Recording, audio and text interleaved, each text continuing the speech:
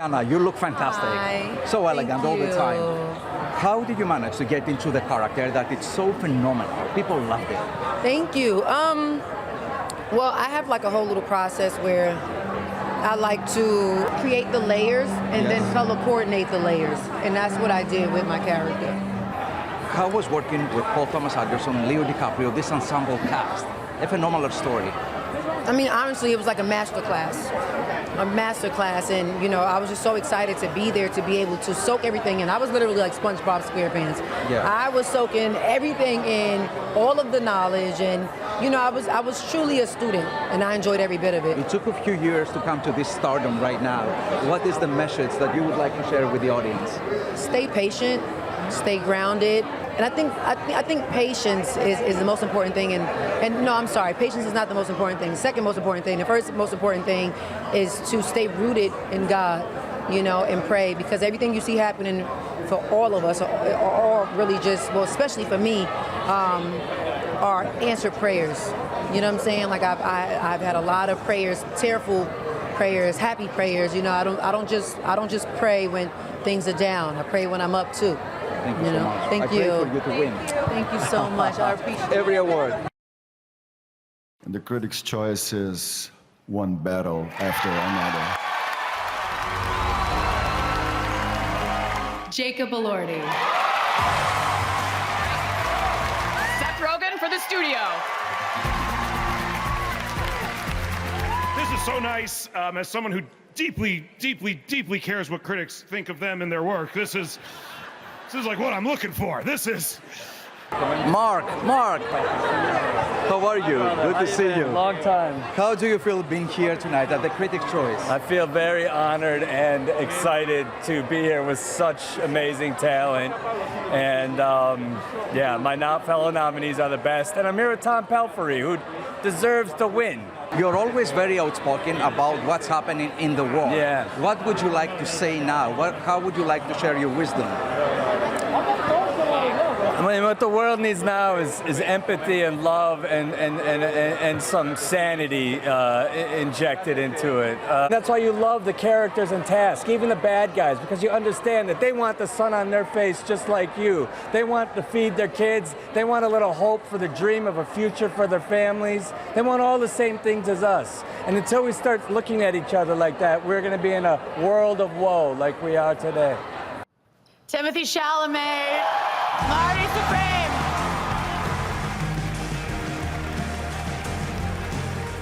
Thank you to my partner of 3 years. Thank you for our foundation. I love you. I couldn't do this without you. Thank you from the bottom of my heart. Thank you so much. Appreciate it. Hi, Patricia. Hi. Congratulations on your nomination. Yeah, what an amazing show. Oh, thank you so much. You look fantastic. Thank you. How do you feel being here tonight? I feel a little anxiety, if I'm honest with you. I don't know why. I was in my pajamas a few hours ago, and my house is a mess, and so now I'm here. Your role, Harmony, is incredible on Severance. How did you manage to get into the character? Just thinking about her being indoctrinated her whole life, really. Trying to get love from a system. Trying to get love from a corporation. Trying to get self-esteem through this very rigid, strict kind of corporation. I mean, I think a lot of people are in that, at work or church or the army or the military or all of these different ways that we end up in these systems, where we're supposed to conform. And if we conform, then we get, approval. You have achieved so many goals and so many dreams, I guess. If you would like to share a wisdom with young actors, what would that be? Have fun, if you're gonna do an audition, yes, do it the way you think they want it, because you can't help but want to do that. And then do one where you do something radically different, where it's really just for you. That's what auditions are also for. They're for experimentation, and they're for you to start, checking out the boundaries of your own craft. How do you feel being part of this enormous success? Nobody wants this, but they all want it, apparently. I mean, it feels incredible.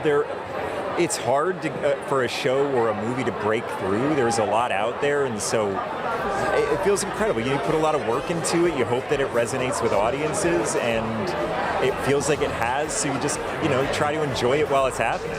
What was the greatest experience of portraying your character? Are you that funny in real life? I mean, do you have any similarities? I think there are definitely things in my own life that I'm drawing on. I think you can probably a one-to-one eating gummies and watching Mission Impossible movies. That's a pretty direct rip from my own life. But I think one thing that I really do love about playing him is that I think he broadly has a very positive outlook on the world. And I've played a lot of people in the past that I think audiences hate, that they love to hate. They're very hateable, but they enjoy. And this is a character who I think you can just like. You can just like him because he's likable. And that is a sort of a new thing for me. I'm usually playing awful people that are funny. You seem to be really good friends with your cast. Yeah. No, we very, very lucky that we have an incredible ensemble that is very supportive. We hang out outside of work. It's in a really, and to be with an ensemble like that and just know that everybody has your back, it's incredible. It's the best way to work. And the last question, what would you like to say to all your fans in Greece that they watch you on Netflix or Nobody Wants This? Please. Thank you so much for your support. We really appreciate it, and we hope you keep enjoying the show.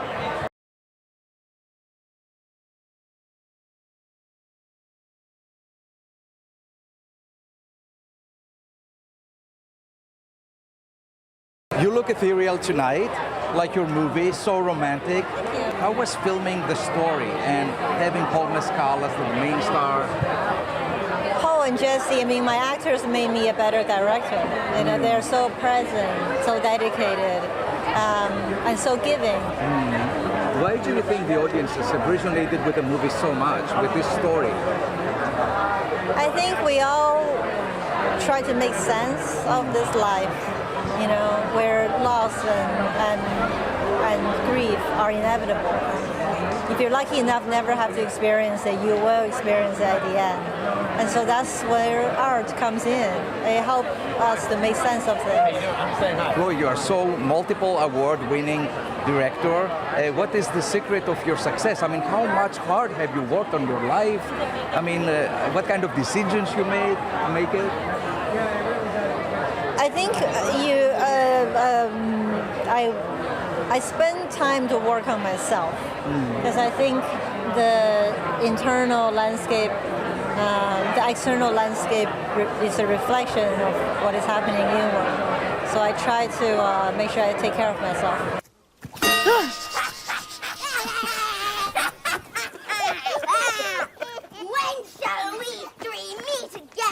Your film is really important because we live in a digital era, and watching something so romantic and pure, it's so important.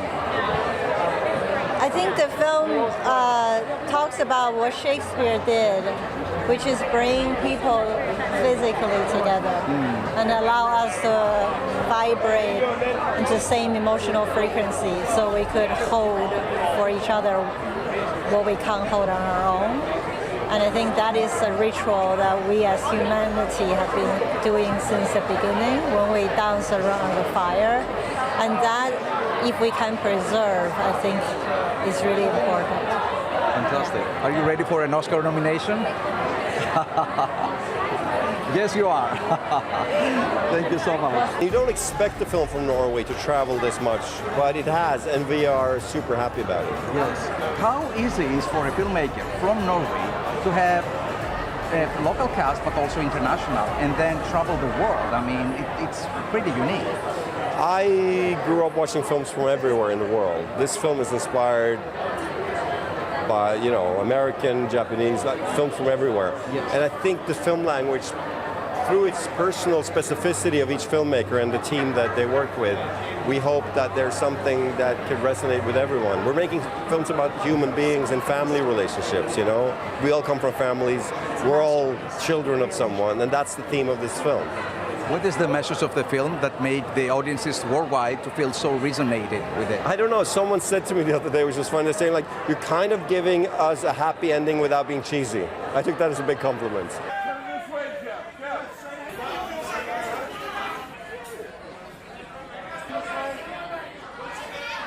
William, how do you feel? How are you?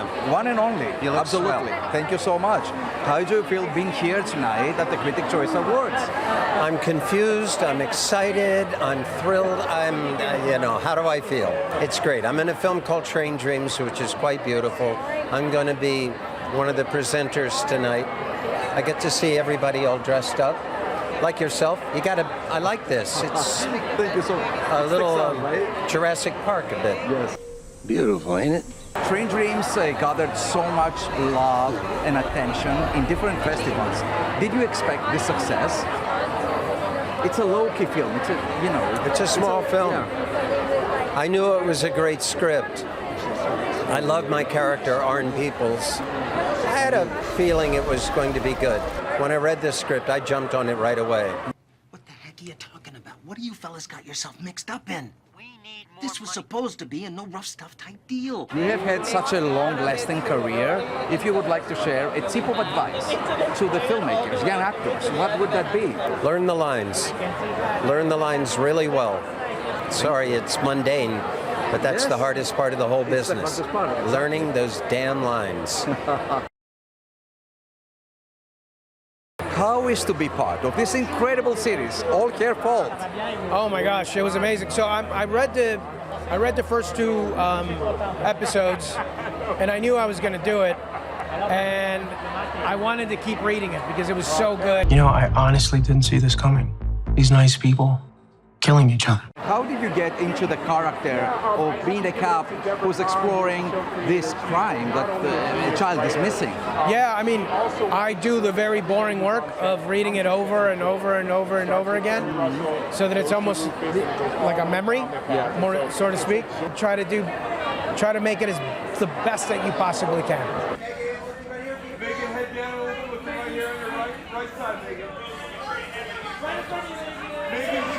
From Greece, we air the show, we love it. Oh, amazing. Thank you so much. How does the series evolve? We are in the mid-season now. We are mid-season. Oh my goodness, it's about to get real dicey. It's about to get real traitorial. Oh my God. And a lot of you, you're going to feel all the feelings on the spectrum, all the emotions. You look fantastic tonight. The series is nominated, so much acclaim. How do you feel with the success? How do I feel is, it's a big question. I'm grateful. I'm honored. It's a confirmation of all the hard work that Kathy Bates and I have been delivering. And your chemistry is unique with Kathy Bates. Yeah, it's a love story on and off camera. It's a love story, yes. I adore her. How is she as a person? She's a human being. She's a very selfless person, and she sees right through me. She sees past the glam, and she holds my story, my personal story, in her hands. And when we get to work, she makes sure that we do not just want to be good, that we have to be great, and we hold each other accountable. And so to be here together nominated tonight, it's such an affirmation and a confirmation that we recognize each other's strength, we pushed each other, and we got there. Would you like to share a message to your fans of the show in Greece on Cosmote TV? Hello, Greece. Thank you so much for watching Matlock. Keep tuning in because it is about to get spicy. Thank you. You look amazing. How are you? I love your jacket. Thank you so much. Nice to meet you. Nice to meet you. You smell good too. Thank you so much. Marty Supreme. Hell yeah. Tell me about this movie that people loved it so much. I mean, what a crazy, incredible movie to be a part of. I'm so happy that people are loving it because I just think it's such a special movie and such a special group of people, and the writers are incredible, and Josh is incredible, and my mind is blown that I'm a part of it, and yeah. Timothy is not only a very talented actor, but it's a marketing genius also. Yeah. Yeah, he did. I would say campaign. so. I mean, how was the experience working with him? He was amazing. He was incredible. He's just as good to act with in person as he is when you see him in the movie, is what I what I think. Oh, hey, look, it's us.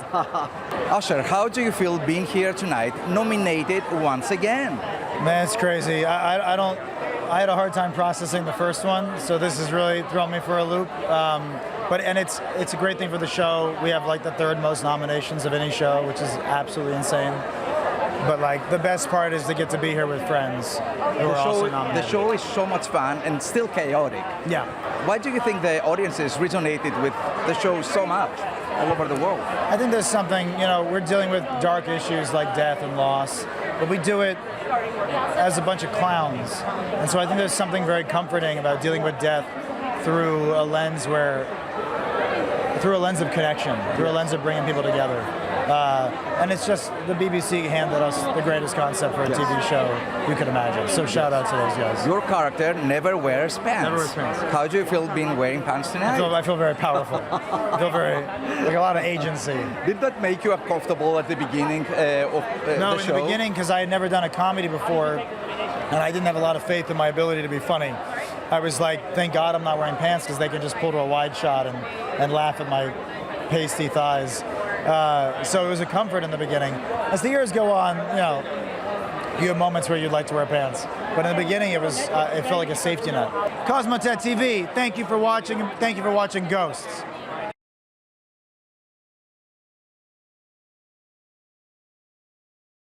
Rebecca Wysocki, the star of The Ghosts. Oh, well, you one look of them. fantastic. Thank you so much. This is a dress by Bibu Mohapatra. Yes. And I'm very, very honored to be wearing it. How would you explain the secret of this success? Well, it's a wonderful concept that was initiated by a group of comedians called the Horrible Histories Gang for the BBC. They had a wonderful, successful run with it.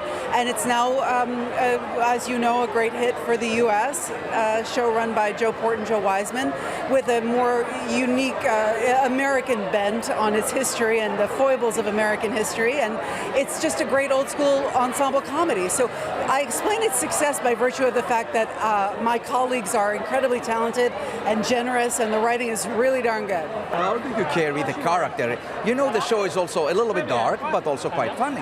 Well, as you mentioned, it is a comedy, and it's raucous and it's zany, but it also has some very heartfelt moments that have really moved our audiences that we're very proud of, and affected a little bit of change, I think, in families and conversations. I pay attention to the writing. I come from the theater. I also have a dance background, which comes in handy being in such small spaces with a large cast all together. So I just try to listen as sensitively as possible. Fantastic. And would you like to say something to your Greek fans in Greece that they love the show so much? Oh, we're very grateful for all of our fans, but especially for our Greek fans for being with us from the beginning. Thank you very much indeed for watching. We're happy to be bringing you many more seasons of Ghosts to come.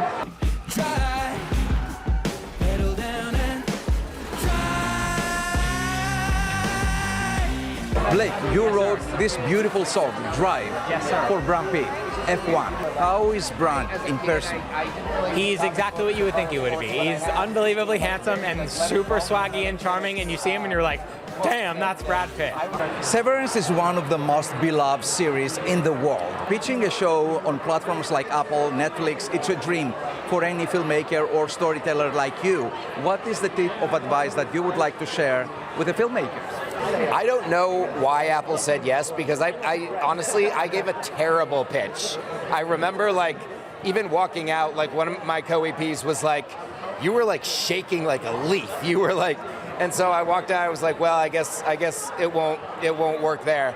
And then the next day they called us and said they wanted to do it. So pleasant surprise. It's a bit cliched, but especially now as we're moving into this weird new land of AI and whatever other fresh nightmares await, there's going to be nothing more important than truly original ideas that could only have been born in the mind of some crazy person.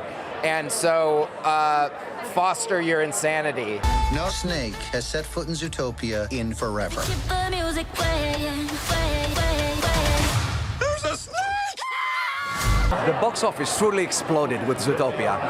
How many tickets we're talking about? How many tickets? Yes. I believe, if I'm not mistaken, I think it's close to 200 million tickets, I think, at this stage. It's which means in dollars?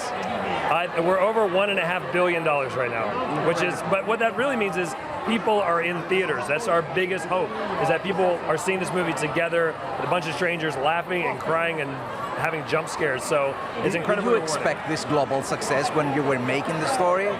I don't think anybody could. I mean, you know, you always hope that people will go and see the film.